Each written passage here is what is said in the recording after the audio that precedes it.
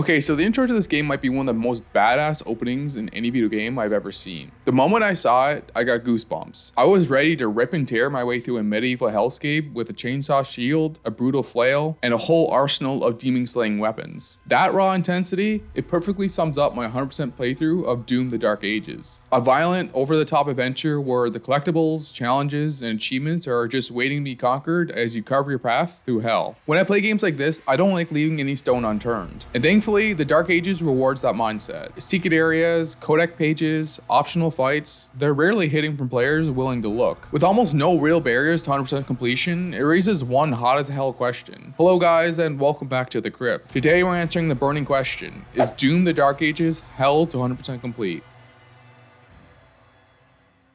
Let's kick off this video by talking about the Dark Ages combat, a bit of the story, and my personal experience with the more recent entries in the series. The Dark Ages is a prequel to both Doom 2016 and Doom Eternal. Now, I'll admit, I hardly touched Doom 2016, but Doom Eternal, I spent a good chunk of time with it. In Eternal, especially on harder difficulties, you gotta master what the devs called the Doom Dance. Constantly jumping, dashing, and weaving through enemy attacks while ripping demons apart. That game lives and dies by fast-paced movement and tight arena-based combat. But the Dark Ages, it's a whole different can of worms. This game takes a more grounded, semi-open world approach. You're exploring large, chapter-based environments packed with demons and collectibles, and the pace is far more deliberate. As someone who's also big into Call of Duty, the Dark Ages reminds me of when COD shifted back to boots on the ground gameplay after its jetpack era. I mostly skipped the jetpack era and dove back in when things became boots on the ground with Modern Warfare 2019. This feels like that kind of return, and honestly, I'm all for it. Since movement isn't the centerpiece here, combat shifts its focus. You'll be pairing enemies with your saw shield and making full use of the Slayer's ever-expanding arsenal. And if I had to choose between Eternal's fast-paced chaos and the Dark Ages' more methodical combat, I'll go with the Dark Ages. Pairing a demon attack and following up with your own brutal offense feels incredibly satisfying to do. If I had one nitpick though, it's that I missed the custom execution animations for specific demons. But that's a small gripe in what's shaping up to be a fantastic new direction for the Doom franchise. Oh, and if you're here for a deep dive into the story, I'm not your guy. I really don't follow storylines in games, and let's be real, do you really need one for Doom? Ain't it like the story in porn? That said, the Dark Ages does have some great looking cutscenes and expands the Doom lore nicely for those of you who are into it. If I had to summarize it, there's a Gears of War looking chick with god powers, a king who needs to run, that really fat guy from Jak 2 in the floating chair, and the main villain is Diablo Reject. And honestly, that's all the story I need to start ripping and tearing through medieval hell.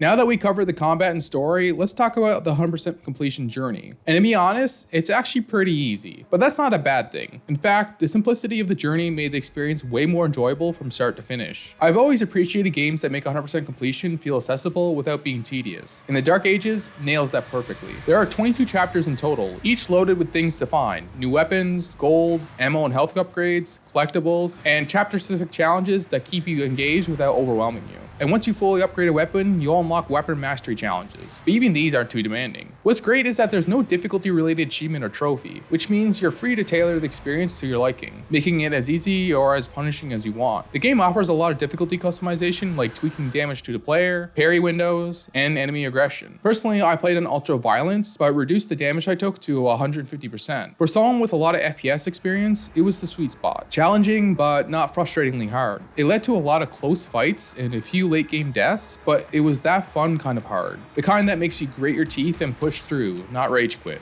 My 100% completion journey was pretty straightforward. The plan was simple: play through the game first, then go back to earlier chapters using online guides to clean up any missed collectibles or challenges. And while I did need to backtrack for a few chapters, I quickly realized that everything, collectibles, challenges, upgrades, can be grabbed in a single run. And honestly, they're not hard to get. So from that point on, at the start of each chapter, I'd check the challenge list to know what I needed to focus on. As I progressed, I took my time, carefully exploring each area and constantly checking my auto map for nearby collectibles. And pro tip, the auto map is your best friend. As you move through the chapter, nearby collectibles will automatically appear on your map. So long as you're combing through every corner of the map, you're likely to find almost everything before finishing the chapter. A great touch is that main objectives in each chapter clearly marks points of no return, giving you a heads up to double check for any missed collectibles before moving on.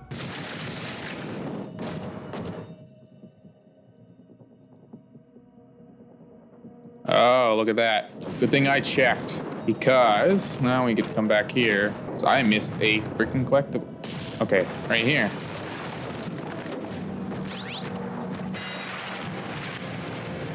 Inky Rider. It's a small addition, but it makes a big difference. Features like this show the devs really had 100% completion in mind, making the journey as smooth and frustration-free as possible. And that's something I genuinely appreciate. And if you're thinking about going for 100% completion yourself, the best strategy is to play slow, check the map often, and prioritize challenges early like I did. But even with being thorough, I still missed one collectible here and there in later chapters. So I had to replay a few sections just to grab what I missed. But here's the good news. Once you pick up a collectible, it's yours for good. Even if you die, you don't lose it. And if you quit the chapter right after grabbing it, it still counts. So the process is low stress and easy to manage. That said, not every collectible is a freebie. Sometimes they're locked behind gates, clearly visible, but totally out of reach at first glance. Usually all it takes is a bit of poking around or solving a small environmental puzzle to figure out how to reach it. But I'll admit, a few had me scratching my head. Where is the other dog for that, huh?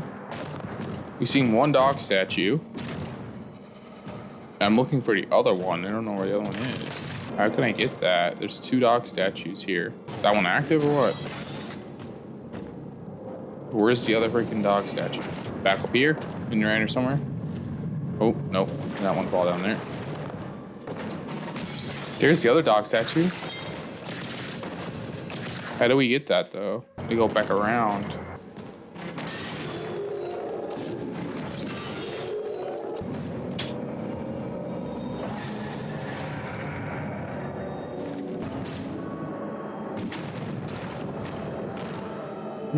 Still got one dog statue activated. Where can the last dog statue be? You know, we got one right there. One right there. There's one down here we got. There's the last one.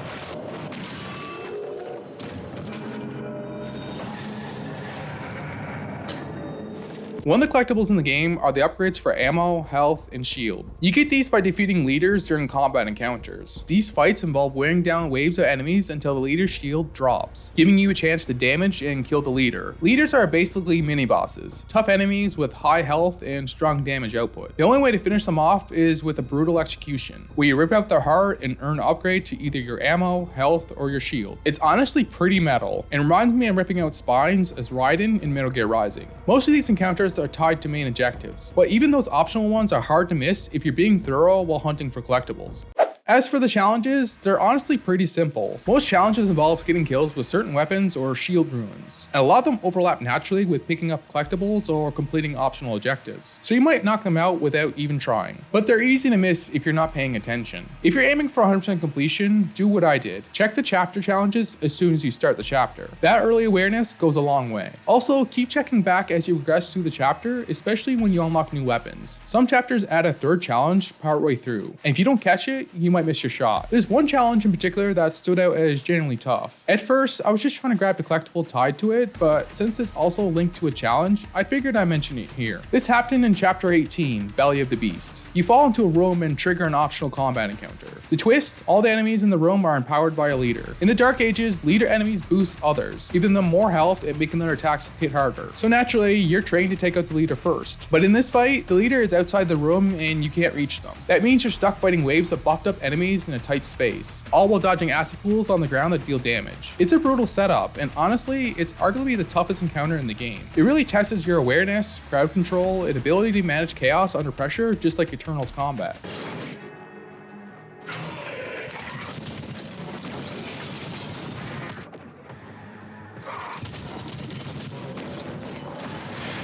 Oh my god, come on. Oh my god, I died 3 times in this one room. I'm not dealing with you. No, thank you. That's actually quite hard. I also ran into difficulty with the challenges during the final chapter. There are 2 challenges in that chapter, Death Clock and Thy Flesh Consumed. Death Clock requires killing 2 Cosmic Baron demons within 5 seconds of each other. Thy Flesh Consumed involves killing 25 demons within 10 seconds. For Death Clock, I ran into 2 Barons during an optional combat encounter. I didn't know if they show up again later after killing them, so to be safe, I reloaded my checkpoint to try again instead of risking missing the challenge. This one was kind of tricky. I had to carefully whittle both their health bars down to near death, then quickly finish them off together.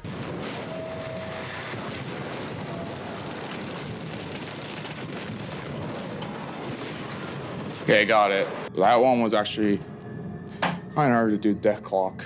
As for Thy Flesh Consumed, I wasn't sure where the opportunity would rise to complete it. I knew the Ballistic Force crossbow can complete it easily, so after I got some ammo for it, I eventually got the opportunity to complete the challenge. Still, you gotta be smart about when and where you attempt it. Some combat encounters offer better opportunities than others. And finally, let's talk about the mastery challenges. Since I was collecting nearly everything in each chapter before finishing them, I naturally gathered most of the gold, rubies, and wraith stones needed to fully upgrade my weapons. Once a weapon is fully upgraded, its mastery challenge unlocks, usually requiring you to get kills using that weapon's final upgrade. For example, with the rocket launcher, the mastery challenge involves healing yourself using health drops from blasting enemies. To save time, I made it a habit. As soon as I fully upgraded a weapon, I stuck to using it to grind out its mastery challenge. But don't stress if you don't knock them all out during your first playthrough. You could easily jump into any chapter later on to grind them out. And if you're revisiting chapters from missed collectibles, that's a perfect time to clean up these challenges as well. Personally, I was working on mastery challenges throughout most of my game, even during the final boss fight. Most were pretty straightforward, but a couple gave me trouble. First up is Acupuncture. This one requires regenerating 100 melee charges by landing headshots with the Impaler. The Impaler functions like a railgun, firing massive spikes that deal heavy damage. Once fully upgraded, headshots with it restore melee charges. I struggled with this one at first because I didn't realize you can't regenerate charges if your melee charges are already full. After figuring that out, I started draining my melee charges intentionally and focusing on headshots. Thankfully, headshots on even basic fodder enemies count, making this challenge a breeze once you know how it works. The same can be said about the Burster Mastery Challenge. It requires you to deal either pincushion or ricochet damage using the Shredder. At first, I wasn't even sure how those mechanics worked, so I shelved it in favor of easier mastery challenges. And this challenge ended up being the last mastery challenge I completed. To get ricochet damage, you need to stun enemies using the shield saw, then fire at them with your Shredder to bounce rail spikes into other demons. As far as I could tell, only high tier enemies count. Fodder enemies don't.